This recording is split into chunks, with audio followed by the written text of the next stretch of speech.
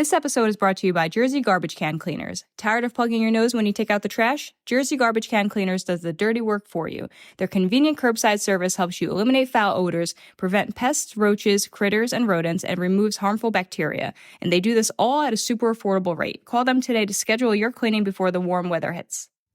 Welcome back to this episode of That Westfield Podcast. This is Health and Wellness Month in January, and today we are joined by two of the owners of the Queen City Dispensary in Plainfield, Justin Singer and Jennifer Brandt. Welcome, guys. Thanks for having us. Well, happy to be here. Yeah, I am super pumped about this episode because I think it's definitely a topic that a lot of people want to learn more about, being kind of newish in the rec game in New Jersey. What do you guys think? How's it going so far? So far, so good. You know, we're been open for business for a few months now and seeing, solid week over week growth. People are very excited, right? It's still a new thing within the state of New Jersey and certainly within our home area of Plainfield. So there's a lot of, exploration, right, I think, for folks who are new entrants into the market as well as those who are seasoned cannabis consumers. Right. But so far, so good. All right. So let's first jump into why Plainfield. Give us your background about how that all came to be. Yeah, sure. So I guess I'll give my background, then I'll let Jennifer give hers. But for me personally, I'm an attorney by trade. Me and my partner started our law firm 8 years ago. It's called Feuerstein Kulik. We're now 30 attorneys based out of New York City, and we focus exclusively on the cannabis space. So we're full service to the cannabis industry. I'm the head of the firm's regulatory compliance and licensing group. So my whole practice for the past 8 years has been helping clients win licenses. And usually it's in highly competitive markets across the country, and then consulting to help them actually get their businesses open and operational. Wow. So you know your shit. Yeah, you know what you're talking about when it comes to cannabis. We've been in it for a minute, and that helps in this industry because you have to know that there's going to be bumps in the road along the way, Totally. and it's been a 2-year journey to get here. But Jennifer is my mother-in-law, and when you are in this industry and people find out that you're in the industry, invariably that becomes the topic of conversation, usually wherever you are. But Jennifer is always very entrepreneurial and very interested in what I've been doing, and always said to me, if there's an opportunity for me to get involved in the cannabis industry in New Jersey, when it comes to New Jersey, let me know because I want to be a part of it. Cool. And that's how we came to be. There's a lot more to it than that, but Jennifer, why don't you maybe give some of your background? Well, I am originally from Plainfield. I was born and raised in New Jersey. So I grew up going to all the Plainfield schools, graduating from the high school, and Plainfield's a very interesting, unique place. People have a real affinity to it, and some of my best friends are still from Plainfield, and other people I know, there's just a real connection. Right. So I also happen to be a lawyer, and I have my own practice, and I have an investor in different industries, including the wine business. We Very were cool. part owner of a vineyard for many years.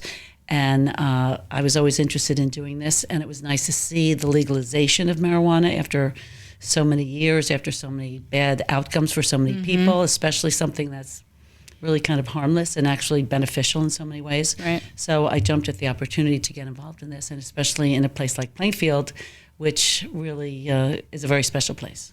Very cool. Yeah, and Plainfield actually has like a special designation with the state of New Jersey as an impact zone, which means that it's a community that was identified by the state as being disproportionately impacted by the war on drugs. So the state was trying to place an emphasis on creating new opportunities in this industry in impact zones like Plainfield. And so what attracted us to Plainfield, to your initial question, one, obviously the historical ties through Jennifer and the community, to the fact that it was an impact zone and there was a preference on the state level for businesses being located in Plainfield. And then just from a strategic perspective, every municipality in New Jersey had the option of deciding whether or not they wanted to opt in or opt out of the program. And 70% of all the towns in New Jersey opted out. So with only 30% of the towns in, that made the map very interesting. Right. Right. So Plainfield being one of those towns that opted in, most of the surrounding communities within a 15 to 20 minute radius opted out.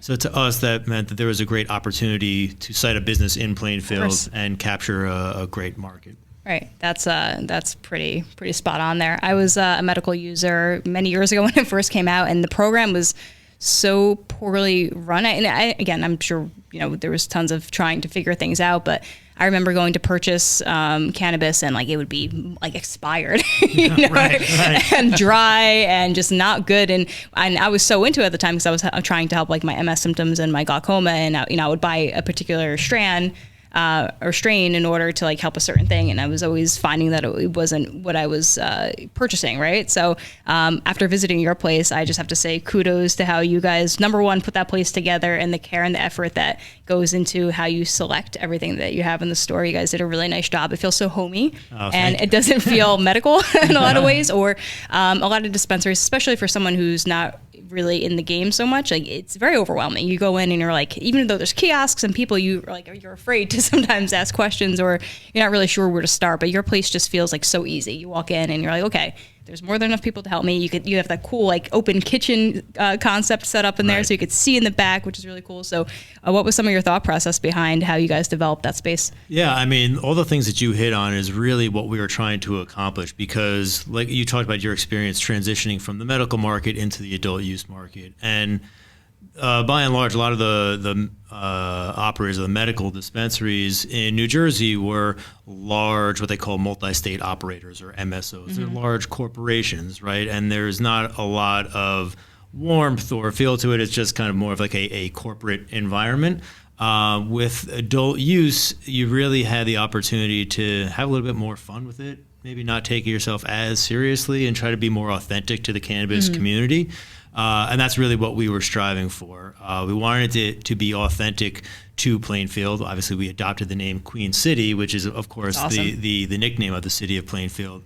So with that comes a certain responsibility that you want to be authentic, and if you're going to represent the city itself. So wanted it to be a place that is welcoming to the community, that you come in, you instantly just feel comfortable, really inviting environment, great staff, knowledgeable staff, so important. Can't understate the importance of that. Yeah, and also the logo, besides Queen City, it's a neighborhood joint. Right. So the idea is it's really a community. It's a place where you go, you meet people it's friendly, happy, and it's a happy place. It's a happy business. It definitely is. Jennifer, what was it like to, open the doors in a community that you grew up in, and you've seen things change so much over the years. What did that feel like? It's amazing. Plainfield really had a very difficult period back in the day, the days of rioting, the days of racism, the days when I was in high school, which I'm not going to tell you when it was, many moons ago, we had to go through metal detectors and have photo IDs back then.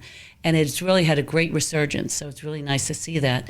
And the space that we own, the building, we bought it from a preschool, but prior to that, it had been a landmark in Plainfield, which was a delicatessen, Larry's Deli. Oh, yeah. Very famous place. People all over the state of New Jersey would come there.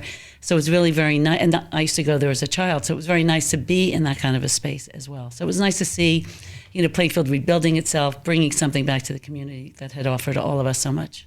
Yeah, I love that. I grew up in Newark, and every decade or so you're kind of waiting for something to really make an impact and start to change things, and it usually comes from the people who grew up there and people who live there that come back and make the difference. So I think that's really great that you guys did that. It really is that continuity to it, especially as Jennifer mentioned, with the building being the former delicatessen, and then after that it was the preschool, and there is that straight through line where the director of the preschool is now one of our general managers in the store. And because she's so connected within the community and saw this as a new opportunity in the cannabis industry. And then when we were there for the ribbon cutting, the former owners of the delicatessen were there to congratulate us. So it was a nice sort of passing of the baton and having the full support of the community. I love that. And yeah, it's funny because when I first saw you guys open, I really wasn't sure what to expect. I was like, I figured it would do well, but being in there, it was just like a line, just constant, in, out. It was very efficient, Yeah. which I appreciate as a business owner. So it was sure. really cool to see. And again, thank you for my new hoodie. That's very Of course, comfortable. yeah. You guys It's get our some- pleasure. Get some Looks good. swag. I'll make sure you guys get some Westfield Podcast T-shirts before you go here. But so talk to me about job creation in the state. I'm sure you guys have a lot of background info on that, because I think it's something people definitely wonder about. For sure, yeah. I mean, that's one of the big focuses of the state in creating this industry is, economic development and workforce development opportunities. So, we have 30 employees at the store, mix of part-time and full-time. And there's a big emphasis on hiring locally. So the overwhelming percentage of our employees are from the community in Plainfield. And to us, that's what it's all about. Right. And so, offering really competitive wages, full benefits. It's not just like your typical retail job. There's also the opportunity for advancement within the industry, because, one of the things that I love about the cannabis industry is that, by and large, everybody that's in it was doing something else before they came to this industry, right, because it is so new. So you have this great melting pot of different people and different backgrounds and different experiences. And then there's great opportunities to learn and advance within the organization. So we're constantly promoting from within. And then there's folks that, have entrepreneurial designs of their own. Maybe they want to open up their own dispensary one day, get involved. And we've seen people who, sort of use us as a training ground to get a base of knowledge and then go off and do their thing. And we're fully supportive of that. That's what it's all about. Yeah, I got to grow, right? Yeah. So what can someone expect when they walk into a dispensary? And I think what I want to do here is dispel confusion for people, right? Say someone is curious, maybe they're having trouble sleeping or they have chronic pain and an old injury. How can people come in, and what is the best way for them to find out more information and get the benefits from you guys? Sure. Yeah. Well, in terms of the preconceived notions that some folks may have, who've never been to a dispensary before, a lot of people go into it thinking, am I walking into like a head shop in the village back in the 70s, right? And it's not really that. No, look, there are some that want to model themselves that way. That's not the way that we've done it. It's a very sort of clean professional environment, right? I think the one thing that people find is they're sometimes floored and overwhelmed by the amount of choices that they have, right? There's flower, which is what most people are used to in the legacy cannabis market. And then there's pre-rolls that come in, packs of pre-rolled joints. There's vape cartridges, there's tinctures, there's edibles and all different kinds of edibles. There's concentrates. So that gets to become a little overwhelming for folks. So that's why I mentioned, education and the bud tender experience. Those are, the sales associates that are on the floor and behind the cash registers are vitally important. They are sort of the first line of education to consumers. So when somebody walks in, you're immediately greeted by a bud tender who will walk you through the menu, but first try to get to know you. What is it? Right. What's your history with cannabis? What is it that you're looking for in terms of the type of experience that you want to have?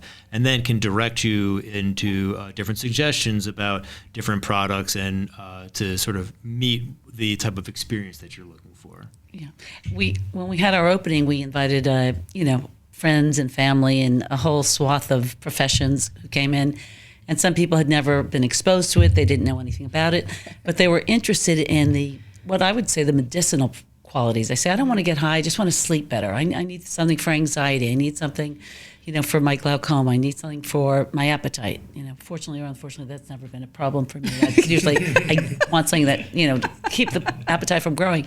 But it's also something it's multi-generational, which is really quite fascinating. Mostly a lot of young people, but one of the biggest segments of the cannabis industry is the baby boomers. And seniors, some of whom are seniors. And so they, some have used it in the past in a different way, completely different product. And some really haven't, and they want to do it. They don't want to be on their prescription meds. They don't want to take sleeping pills or other things. So they're finding it really very helpful, very soothing, and a positive experience. It's really funny you say it's multi-generational. My mom may kill me for saying this, but one time I rolled a joint for her when we were on vacation, and she said, "That's the shittiest joint I've ever seen in my life." And she rolled one, and I was like, "Okay, I guess this is a thing now." They call it an OG. It was a very great bonding moment for us at the time. I was like 20 or something, but so when it comes to the medicinal stuff, like I've been a huge like CBD advocate for years, and even with cannabis, like people don't understand how powerful it can be. And so I lost the majority of my vision as a kid from glaucoma, and there have been times where I've smoked certain strains, and I wish I had the rhyme or reason to know which was which, but like my vision came back, so I was able to sit, and I'm assuming it's something to do with like inflammation coming down or opening up the capillaries in the back of my eye that allowed for just more vision. And it was wild. Like it's happened 5 or 6 times over the years, and if I could figure that out, maybe we'll have to do a trial. I'll just come and do some taste testing and figure out what it is. But and that's, I mean, just one story of probably thousands you guys have heard. So what's do you have like a good story of someone having a great experience? That's the type of story that you hear every day, right? And one of the important things is that you hit on it, that there's a lack of research right now because cannabis is still federally illegal. There haven't been the types of clinical trials that you would typically see for other types of products like this. But there is now a growing body of anecdotal evidence, just like you mentioned, and people are realizing that it's not just, indica or sativa or a hybrid, that there's so much else going on in terms of the different cannabinoids. You mentioned CBD, but there's also CBG and CBV and CBN, and they all have different effects, and they all work together in different ways. They call it like the entourage effect. Right? Exactly. It's good that we said it together for the entourage effect. Yeah, exactly. But that's becoming really important, and it's still not fully understood. So there needs to be a lot more research around that. But that's, you're starting to see a lot more products come into the market that are a lot more targeted to things like sleep, right? CBN is one of those cannabinoids that people have identified as being really helpful for people who are having sleep issues. So that's the exciting stuff in the marketplace as you start to see more and more happen. It's when I found out that we have an endocannabinoid system in our body, that was like a game changer. Right? You're like, your body does what? All the receptors are in the uterus for a woman? It's like, really? Like that's super fascinating. And then it kind of all starts to make sense as far as like why things help so much, right? I mean, like when it came to cramps, like it was a game changer, right? And obviously better than taking tons of Advil and Tylenol. So with the program changing so much in New Jersey, because I like to think we are farther behind, farther behind than most other states. What are some things coming down the line for 2024 that's going to be exciting for people here? Yeah, look, I'd say the most exciting thing in New Jersey is the updated rules with respect to edibles. For the longest time in New Jersey, like you mentioned, it was a medical program. And then when they converted to adult use, they didn't really update the regulations to make it more consistent with adult use markets that people are used to in California, Colorado, Massachusetts. So the edibles category is still pretty restricted to what they were calling soft lozenges, which essentially was just a gummy. But they call it a soft lozenge to kind of shoehorn it in under the regulations. But they just passed a bill that is now opening up the edibles category. So you'll see more traditional form factors like baked goods and true gummies and beverages, things like that, chocolates. And so I think that's something that has folks really excited. And that's actually bringing in a lot of out-of-state brands into the market, which I think is going to be great for some diversification in the marketplace, plus homegrown brands, right, that have been waiting for this opportunity and to bring their brands to market. Yeah, people don't understand all the restrictions you guys have, and any operator in the state, and people are always just so frustrated online and saying, I can't get this, I have to drive out of state for that, and it's like, it's not your guys' fault. Right? It's not like you don't want to have a lot of great products and different categories of stuff. It's just a little bit slower moving here. And probably the biggest headache that we have to deal with, just in terms of consumer education, is they say, well, I went to this smoke shop and they had this product, right? And these are unlicensed dispensaries, and if you go to New York City right now, they're on every street corner, and they're bringing in product from out of state or product that's made in somebody's bathtub. It's not third-party tested, and you don't know what's in it, but the consumer doesn't really necessarily understand the nuance to that. So that's a big part of the education process that goes on. So we have had experiences where people come in and say, well, wait, I went to this gas station and they were selling brownies. How come you guys don't sell brownies? It's like, well, we're getting there, but we want to do it in a regulated fashion where you know exactly what you're getting and, tell us what your experience was when you ate that brownie and that we can have is, a conversation. yeah, right. That's like, would you eat gas station sushi or, like gas station weed brownie? I will pass on both. Thank you very much. What are some of your thoughts on like Delta 8 and some of these alternatives that were kind of floating around the market? Because I've only honestly heard mostly bad things about them. And has that affected the business at all? Or do people come and ask for them? Like, what's the deal with that? Yeah, no, people don't ask for that so much in the dispensary. They understand that is mostly something that you will find at the gas station or something else. And, Delta 8 is usually means that it's hemp derived, right? There's a sort of a loophole in the 2018 Farm Bill, which legalized hemp, and you can extract cannabinoids out of hemp. And that's how people are putting out these products that, you can go online and you can order it. But by and large, most people say that the experience with Delta 8 products is not the same as they experience with cannabis. They don't typically enjoy it. It's kind of like a cheap high, but it's not that same experience that you would get through traditional cannabis. So, look, there's a place for it in the market. Some folks, look, I'll say people can find whatever they want. It hasn't been an impact on our business, and I think it's one of those things that as the market begins to mature, I think you saw the same thing in the CBD market. CBD isn't something that people knew about just a few years ago. Then there was an explosion of CBD brands out there, and they're putting CBD in everything. It's like, guys, you don't need to put CBD in ketchup or toothpaste, right? Like, there's a limit to this stuff. But a lot of those brands have just fallen away, and now it's getting a little bit more concentrated. So I think you'll see the same thing with Delta 8 and other products. Cool. I heard delivery is also opening up in New Jersey too. Is that true? That is true. And that is something that we're going to be implementing at Queen City as well. So we're very excited about that.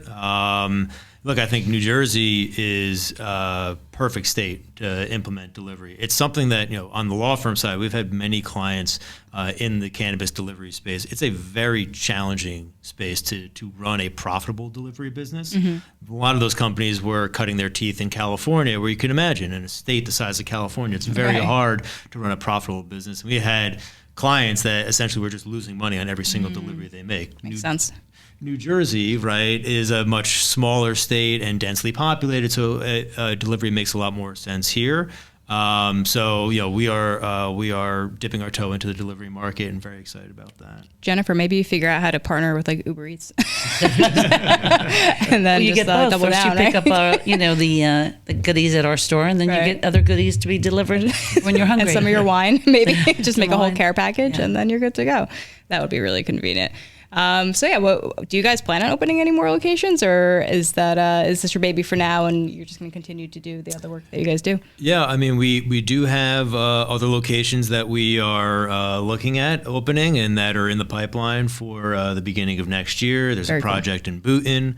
And others on the horizon that we're very excited about. But for us, it's we're not a big MSO. These are just like small independent projects, doing it with friends and family, and making it authentic to our home state. Very nice. And what advice do you have for anybody who wants to kind of break into the industry? Young, old, doesn't matter. What should everybody think about doing? Develop some thick skin. Be patient. Be patient. It was a 2-year process to get this off the ground, and that was a 2-year process from folks that have been in the industry for a very long time and know what we're doing. Right? It's everything is harder in cannabis because of the federal illegality. So.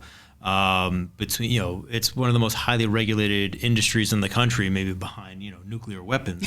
But raising money in the cannabis industry is difficult. None of the traditional resources are available. If you can't use ADP to process your payroll because they won't work with cannabis companies, and other traditional vendors don't work with cannabis Even companies. getting a mortgage. You can't go to regular, or even the kind of bank you use. Yep. So there's a whole cottage industry that's sprouted up just to support cannabis, and so it's good to develop those connections. So that's in terms of advice, develop a thick skin and get out there, go to conferences, get to meet people, get to understand the cannabis ecosystem. There's a lot of unsavory actors out there as well in a new industry, a lot of pretenders. So try to get a good footing for who are the good people to work with, because at the end of the day, it's a pretty small community. Very cool. And if anybody was thinking about taking that journey, they could obviously get in touch with you for your expertise, right? Absolutely. Always happy to help. Very nice. And so where can people find you? Give them your websites. I couldn't find your Instagram. Do you guys have one? Oh, we do. Yeah, we'll have to fix that. I couldn't find it. I think our handle is at Queen City NJ. The website is www.queencitynj.com. We're located at 1353 South Avenue in Plainfield. Right near the Dairy Queen over there in the apartment buildings. Next to Straight the Dairy shot. Queen. You can't miss it. Donna at the Dairy Queen is very happy with our being neighbors. Sure. See, community building each other up. That's all that is. Exactly. And it's a great location because other areas nearby, Fanwood, Westfield, will never probably opt in. So we really have a great community besides Plainfield. And we're close to Route 22, close to Terrell Road. So the location is really good. Nobody wants to go to those places out on 22. I mean, no offense, guys, but they're a little gross. They're not as clean. They're very overwhelming. They're not as nice. Your place is just above and beyond any other experience I've had in a very long time. So I appreciate that. Yeah, it's because you guys know what you're doing, just like with anything else, right? When I opened a restaurant, I had no idea what I was doing, and it took a little while to figure it out, but it got there eventually. Versus if I was, Gordon Ramsay, I know how to open up a restaurant already. So there's definitely something to be said for just having the expertise and having, again, the thick skin and the knowledge and bringing it to life. So I appreciate you guys doing that. So thank you so much for coming on and telling us the story. And if you got any last words for anybody.